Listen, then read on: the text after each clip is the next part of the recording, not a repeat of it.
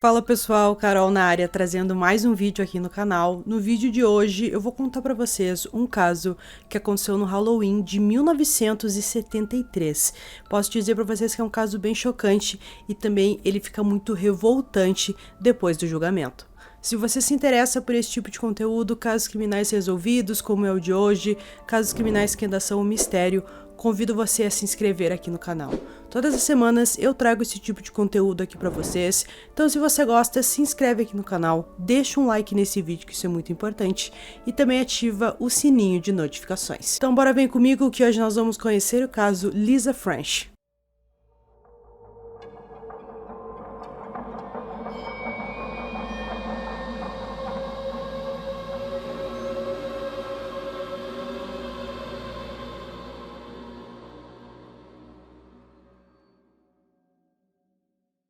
Filha de Alan e Marian, Lisa Ann French nasceu em 2 de junho de 1964, em Oshkosh, Wisconsin. Em 1973, ela morava com a sua mãe, seu padrasto chamado Bruce e seu meio-irmão recém-nascido em Fond Lake, Wisconsin. No Halloween daquele ano, Lisa saiu de casa por volta das 5h45, já com sua fantasia para pedir doces na vizinhança. Ela estava com um chapéu preto, uma jaqueta verde e ela desenhou algumas sardas na sua bochecha. Naquele Halloween, ela queria ir fantasiada de borboleta, mas sua mãe disse que estava muito frio, então ela optou por uma roupa mais quente. O combinado naquele dia era que ela fosse junto com uma amiga chamada Ann Parker. Elas iriam até uma festa de Halloween ao ar livre, mas Ann ficou de castigo naquele dia e não podia sair de casa. Com isso, Lisa teve que pedir doces e ir até a festa sozinha. A criança estava com 9 anos. O que sabemos é que naquela noite ela parou na casa de seus colegas de escola para comer doces e depois ela foi até a casa de uma de suas professoras. Algumas horas se passaram e Lisa não voltou para casa. Sua mãe ficou muito preocupada quando já eram 7 horas da noite e não tinha nenhum sinal da criança. Um grupo de busca se formou e começou a procurar Lisa French às 10 horas daquela noite. No dia seguinte, junto com a polícia, mais de 5.000 pessoas se juntaram para procurar pela criança. A Guarda Nacional juntou-se com seus helicópteros circulando pela cidade. Voluntários a cavalo vasculharam os campos, pântanos, rios e lagos. 6.000 cópias da foto escolar de Lisa foram impressas e distribuídas, e até mesmo postos de gasolinas locais ofereceram até 25 galões de gasolina grátis para qualquer pessoa que usasse um veículo para procurar por Lisa. No dia 3 de novembro, às 11h30 da manhã, o fazendeiro chamado Gerald Brown estava voltando para casa em seu trator em Teixeira, quando encontrou 2 sacos plásticos marrons atrás de uma cerca de arame farpado, perto de uma floresta na estrada McCabe. Em um saco estava o corpo de Lisa e no outro sua fantasia de Halloween. Uma autópsia realizada revelou que Lisa morreu de asfixia, embora o patologista também tenha declarado que ela morreu de um choque circulatório por causa do trauma sexual que sofreu. O xerife que foi chamado até o local disse o seguinte: "Foi a pior coisa que poderia ter acontecido. Eu vi aquela garotinha e não sei como que uma pessoa teve coragem de fazer isso." Toda a comunidade lamentou a morte de Lisa. Em 6 de novembro de 1973, uma das igrejas luteranas da cidade estava lotada de pessoas para prestar a última homenagem à criança de 9 anos. Em 8 de novembro de 73, a Câmara de Comércio havia apostado uma recompensa de $10.000 pela captura do assassinato de Lisa Ann French. A polícia começou a investigação em busca do assassino. Eles entrevistaram várias pessoas próximas à criança e que a viram naquela noite.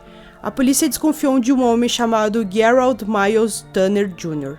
Na época do crime, o homem morava com sua namorada chamada Arlene Penn e seu filho pequeno a poucos metros da casa da família French. A Lisa conhecia o Gerald e a gente pode dizer que eles eram bem próximos. Era comum a garotinha ir até a casa do Gerald, passava algum tempo brincando com o filho dele e ela também conversava com o Gerald, eles tinham um bom relacionamento.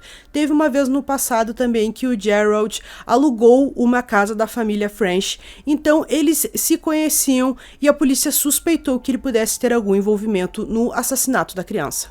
A polícia soube também que Gerald tinha abusado sexualmente de uma jovem de 15 anos, mas ele não foi acusado na época, então é claro que isso chamou muito a atenção da polícia. Gerald foi considerado o principal suspeito no assassinato no início da investigação pela polícia. mas levou 9 meses de interrogatório e testes até que Gerald Tanner confessasse.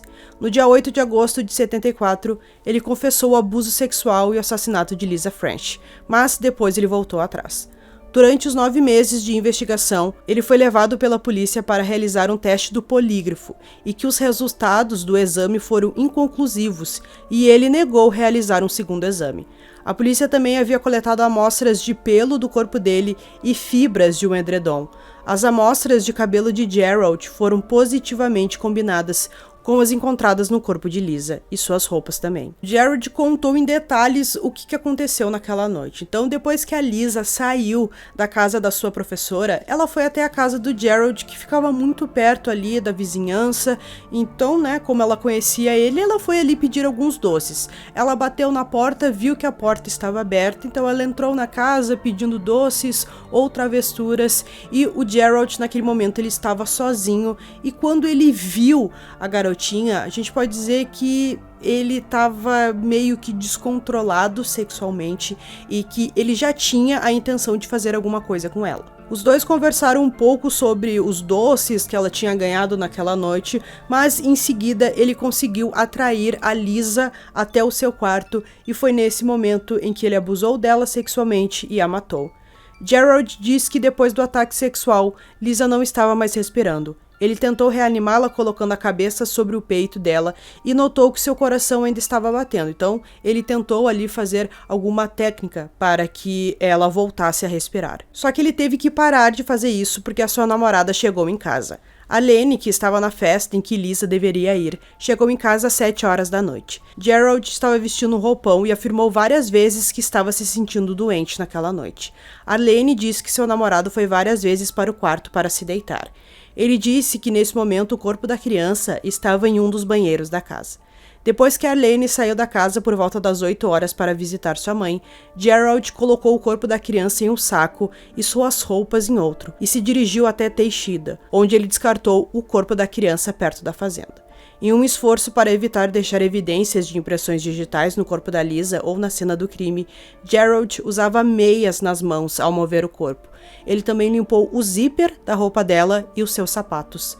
Gerald Tanner foi posteriormente levado sob custódia policial em 9 de agosto de 74 e foi condenado em 4 de fevereiro de 75 por um júri sob acusação de assassinato em segundo grau, aliciamento de uma criança para fins imorais e atos de perversão sexual, e foi condenado a 38 anos e 6 meses de prisão.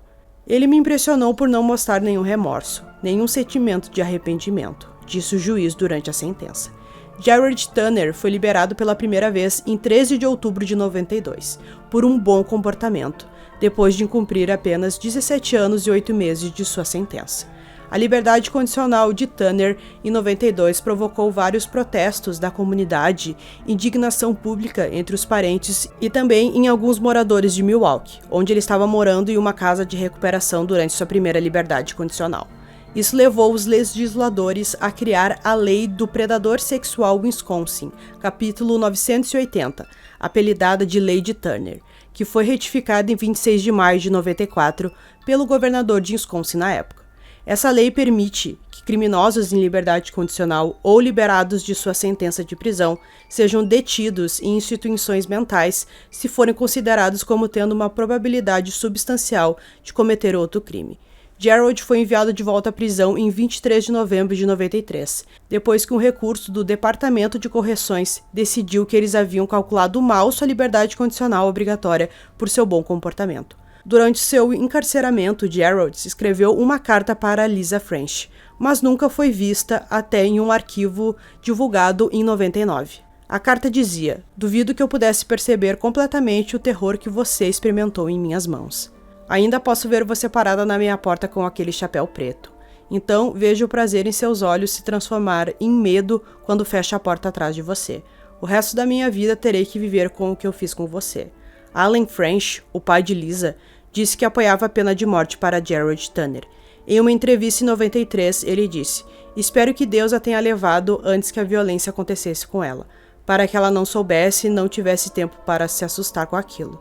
Talvez o choque a tenha levado. Talvez ela desmaiou e então morreu. É assim que eu penso." Em 29 de janeiro de 98, após um julgamento de 4 dias, um júri na audiência condicional de Turner decidiu que ele não era um predador sexual violento, o que significava que ele não poderia ser mantido em um centro de tratamento sob a lei de Turner e poderia começar sua segunda liberdade condicional naquele ano. Em julho de 98, um juiz decidiu contra uma tentativa frustrada de revogar sua liberdade condicional após um incidente em que Gerald gritou e acenou com uma faca de açougueiro para seu assistente social enquanto estava no meio do caminho para casa. Gerald apresentou uma queixa depois que uma empresa se recusou a contratá-lo devido à sua ficha criminal. Gerald e a empresa chegaram a um acordo não revelado em que foram obrigados a contratar ele devido a uma antiga lei de Wisconsin, que não permitia que as empresas considerassem condenações criminosas ao contratar ex-criminosos, a menos que o crime estivesse substancialmente relacionado ao emprego que a empresa de gerenciamento de resíduos argumentou que ele não poderia ser contratado, pois eles fizeram 15 passeios com crianças durante o ano letivo anterior e que ele teria acesso a materiais e produtos químicos perigosos. Após a reclamação de Gerald contra a empresa de resíduos, a Assembleia do Estado de Wisconsin aprovou um projeto de lei em 28 de outubro de 99, que revogou a lei original que proibia a discriminação no trabalho com base no registro criminal de uma pessoa, o que significava que os empregadores poderiam legitimamente se recusar a contratar criminosos condenados. Gerald Turner foi devolvido à prisão por mais de 15 anos depois de violar sua condicional em 2003, quando uma abundância de conteúdo pornográfico foi descoberto em sua posse. Depois de ser devolvido à prisão para cumprir 15 anos e meio por violar a sua liberdade condicional em 2003, Gerald Turner foi programado para ser obrigatoriamente liberado de sua sentença de prisão estendida na instituição correcional Racine, sem qualquer restrições de liberdade condicional, em 1º de fevereiro de 2018.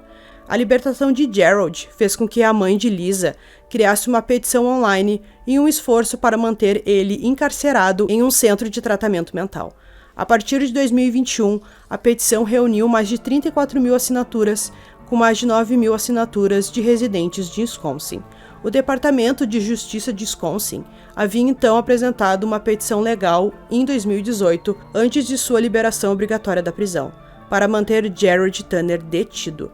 Gerald foi então transportado para uma instalação no condado de Juneau, temporariamente, enquanto aguardava uma audiência agendada para 6 de abril de 2018, para determinar se ele era um agressor sexual violento e deveria ser mantido em uma instalação de tratamento permanente.